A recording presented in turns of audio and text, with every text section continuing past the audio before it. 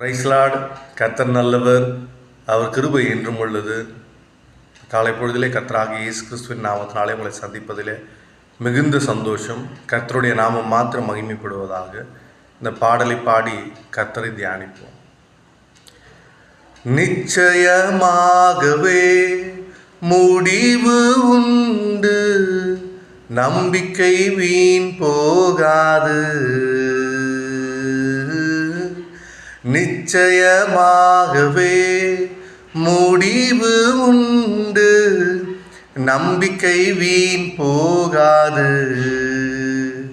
உன்னை ஆசீர்வதிக்கவே ஆசீர்வதித்திடுவே, உன்னை பெருக பண்ணவே பெருக பண்ணிடுவேன். உன்னை ஆசீர்வதிக்கவே ஆசீர்வதித்திடுவேன், உன்னை பெருக பண்ணவே பெருக பண்ணிடுவேன். ஆமாங்க, இது கர்த்தருடைய வார்த்தை. நம்மை ஆசீர்வதிக்கவே ஆசீர்வதித்து நம்மை பெருகவே பெருக பண்ணுகிற தேவன் அவர். அவர் ஏராளத்தின் தாராளத்தின் தேவன். அவரிடத்துல நீங்கள் ஏதாவது உங்களுடைய தேவைகளை குறித்து நீங்கள் ஜெபிச்சிங்க அப்படின்னா அவர் அதை விட மிகப்பெரிய காரியங்களை நமக்காய் செய்து முடிக்கிற தேவனாக இருக்கிறார். அப்படிப்பட்ட தேவனை நாம் நம்புவோம், விசுவசிப்போம். கடுகளவு விசுவாசம் இருந்தாலும் இந்த பூமியை நம்மால் ஆள முடியும். கர்த்தரால் எல்லாம் கூடும் என்பதை விசுவசிக்கணும். எதெல்லாம் விசுவசிக்கணும்? மரித்தவனை உயிரோடு எழுப்ப அவர் வல்லவர். 5 அப்பம் 2 மீன் 5000 பேருக்கு கொடுப்பவர். 7 மடங்கு எரியும் சூளையிலே தூக்கி போட்டாலும் அது யாரையும் அணுகுவதில்லை, யாரையும் சுடுவதில்லை. தானியேலை சிங்க கெபியிலே தூக்கி போடுகிறார்கள், சிங்கத்தினுடைய வாய் கட்டப்படுகிறது. பவுலும் ஷீவாவும் சிறையிலே அடைக்கப்படுகிறார்கள். சிறை அதிர்ந்து சிறை கதவுகள் திறக்கப்படுகிறது.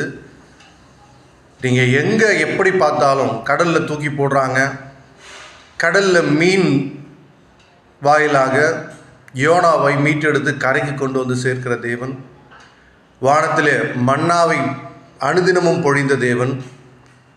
காடைகளை கீழே காற்று அனுப்பி காடைகளை கொண்டு வந்து சேர்க்கிற தேவன். மாறாவின் தண்ணீரை மதுரமாய் மாற்றுகிற தேவன். மரித்த லாசருவை உயிரோடு எழுப்பின தேவன். விதவை தாயினுடைய மகனை உயிரோடு எழுப்பின தேவன். எவிரிவின் மகளை உயிரோடு எழுப்பின தேவன். தொடர்ந்து சொல்லிகிட்டே போகலாம். பார்த்திமேயனுடைய கண்களை திறந்த தேவன். 18 வருடமாய் கூனியாய் இருந்தவர்களை நிமிரச் செய்த தேவன். ஆடையின் ஓரத்தை தொட்டு 12 வருடமாய் இரத்தப்போக்கினால் பாதிக்கப்பட்டவர் மீட்டெடுத்த தேவன்.